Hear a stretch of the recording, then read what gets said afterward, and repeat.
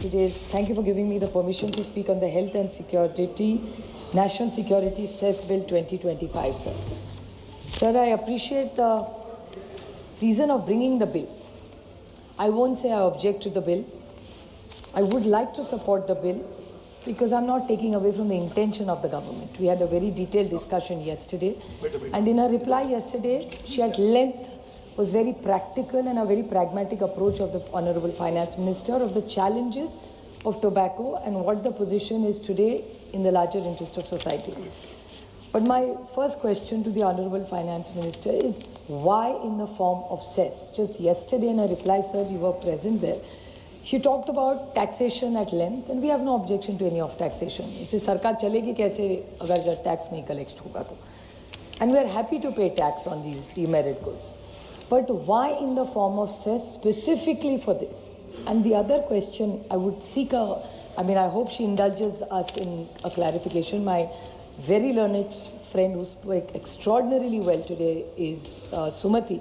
She also asked the same question, is that if this cess ever has to be doubled, they don't need to bring it back to Parliament. We are not against it. We will support any such thing if you want to increase taxes on any good which is not good for society at large.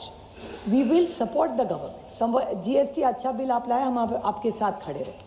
Operation सिंदूर के वक्त हम आपके साथ खड़े रहे. आप देश के लिए जो भी अच्छा करेंगे, हम पूरी ताकत से हमारी राजनीति जो भी डिफरेंसेस है छोड़ के हम आपके साथ देश के हित के लिए खड़े रहेंगे. और ये बिल अगर देश के हित के लिए है तो मैं बड़ी विनम्रता से उनको पूछना चाहती हूँ कि सेस क्यों, और आपको अगर डबल करना हो ट्रिपल करिए, कोई दिक्कत नहीं है, बट पार्लियामेंट में क्यों नहीं लाएंगे? How can you do then? What is the value and the sanctity of this democracy tomorrow you going to downsize parliament? हम चुन के क्यों आते हैं सर? अच्छी चर्चा आपने भी बड़े, आज आपका बड़ा लंबा भाषण हुआ, उसके भी मैं थोड़े आपको क्लैरिफिकेशन, आपका भी बहुत अच्छा सर भाषण हुआ है, हमेशा ही अच्छा होता है. 2-3 important questions I would like to ask her. That in this cess in the last 10 years, in the Honorable Prime Minister Modi regime, or era you can call it, the cesses have gone from 10% to 25%. I still remember, I miss Arun Jaitley ji. Arun ji जब थे finance minister तब हमेशा उनके मुंह से एक अच्छा शब्द आता था, कोऑपरेटिव फेडरलिज्म. हमेशा कोऑपरेटिव फेडरलिज्म की बात करते थे कि सबको साथ लेके चलेंगे, हर राज्य को उसका हक देंगे, और नहीं होगा जो पिछड़ा होगा उसको आगे लाने के लिए जो कर सके सरकार करेगी. लेकिन आज 5-7 साल से मैं देख रही हूँ इस सरकार की नीयत थोड़ी सी पॉलिसी लेवल पे बोलिए, नीयत नहीं बोलना चाहिए, शायद पॉलिसी बोलना चाहिए, उसमें थोड़ा बदलाव आ गया कि सेस पे ज़्यादा आप जा रहे हैं. तो हमारा ऑब्जेक्शन बढ़ाने के लिए नहीं है, हमारा सबका ऑब्जेक्शन है कि सेस मत करिए, टैक्स करिए, हमारे साथ भी शेयर करिए, क्योंकि हर राज्य को पैसे की ज़रूरत है, और ज़्यादा से ज़्यादा आप ही की डबल इंजन सरकार है सब जगह. तो फिर दिक्कत क्या है? फिर सेस क्यों है? ज़्यादा तो आप डबल इंजन सरकार चलाते हैं देश में, तो फिर राज्यों को देने में दिक्कत क्या है? यही हमारी सबकी मांग है.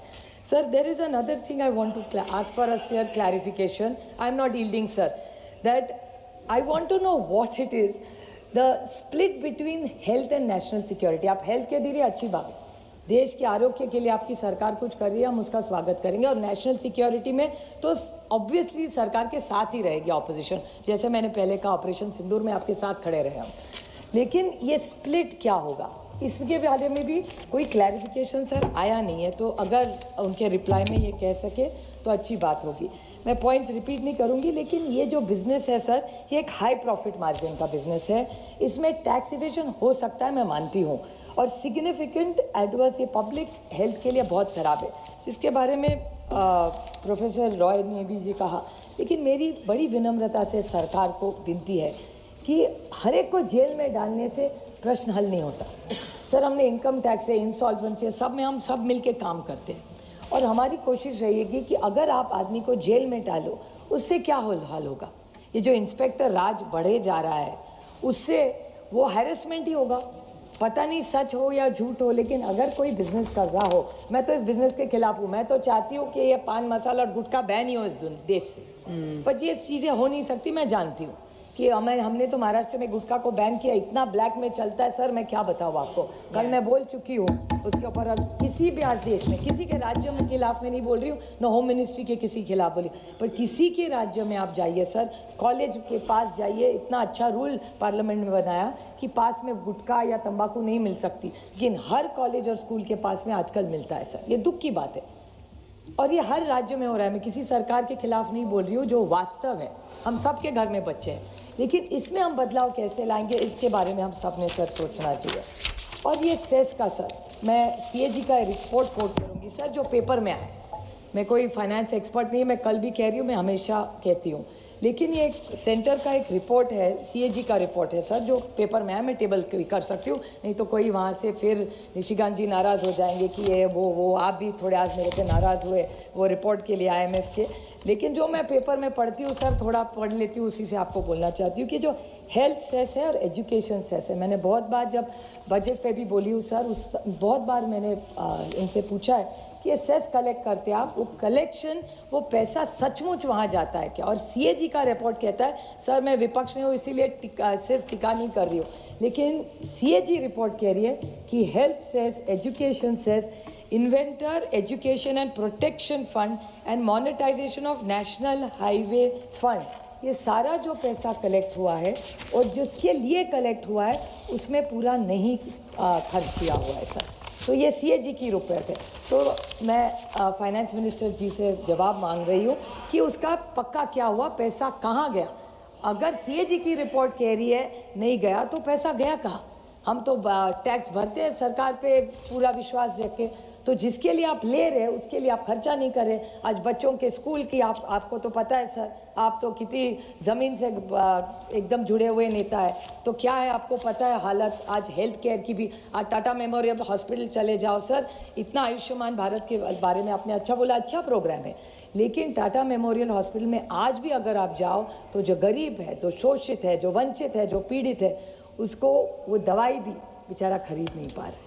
सरकार कोशिश कर रही है, मैं नहीं कह रही हूँ सरकार कोशिश नहीं कर रही है, लेकिन जितना करना चाहिए उतना नहीं हो रहा है। अभी साइंस टेक्नोलॉजी कमेटी लेके हम लोग गए थे, विजिट किया है जी, और काफ़ी वहाँ पे सजेशन दिया है, कोशिश हो रही है सर, मैं कह रही हूँ। और सर ये दूसरा एक इशू है जो फिर भी पेपर में है, मैं टेबल भी कर सकती हूँ वो पेपर, कि centre has not transferred 3.6 lakh of protection, this is what the CAG report for the oil industry. एक मैं उदाहरण में आपको सर बोल रही हूँ सर, अगर ये ऑयल इंडस्ट्री के लिए अभी पैसा सबसे ज़्यादा हमें कहाँ जाता है सर, ऑयल इंडस्ट्री में ही जाता है, तो हमारा पैसा बाहर जा रहा है उसके कारण। तो ऑयल इंडस्ट्री के लिए अगर 3.6 लाख करोड़, सर छोटा 2 मिनट ही सर, अगर हो रहा है तो क्यों नहीं वो पैसा गया। ये सीएजी की रिपोर्ट कह रही है, मैं नहीं कह रही हूँ, मैं आरोप नहीं कर रही हूँ सरकार पे।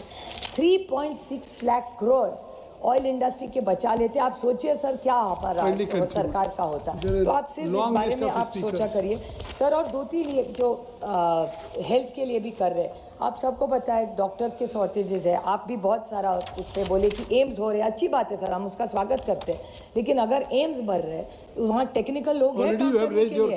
तो I wish that you have to raise this concern sir, and 2 very short points I want to raise.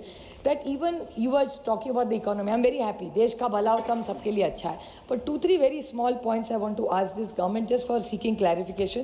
Professor Saugata Roy ji ने भी आज कहा कि आज 90 रुपये पे हम लोग पहुंच गए, पर 2 छोटे मुद्दे में सिर्फ देश के क्लैरिफिकेशंस के लिए फाइनेंस मिनिस्टर जी को पूछ रही हूँ कि data of Reserve Bank of India shows that the net foreign direct investment remained negative, standing to negative 2.4 billion in September, and portfolio flows that have been volatile. Foreign investors withdrew 23,885 crores in September and 34,000 in August and 17,000 in July. October briefly saw a net inflow of 14,000 crores, but selling resumed soon and net flow of 3,765 crores of Indian equity. तो sir ये आप कह रहे हैं देश आगे जा रहा है, अच्छी बात है, आगे जाना ही चाहिए, लेकिन जिस तरह से जो वॉलेटाइल दुनिया में हो रहा है, आप जो टैरिफ्स की बात कर रहे हैं और बोल रहे हैं आप प्रोटेक्टेड है, लेकिन data is not showing that. So if kindly the honourable finance minister would even clarify to us what is the real global scenario. Let's not only run after numbers. जो वास्तव है, आज महंगाई सर बढ़ रही है.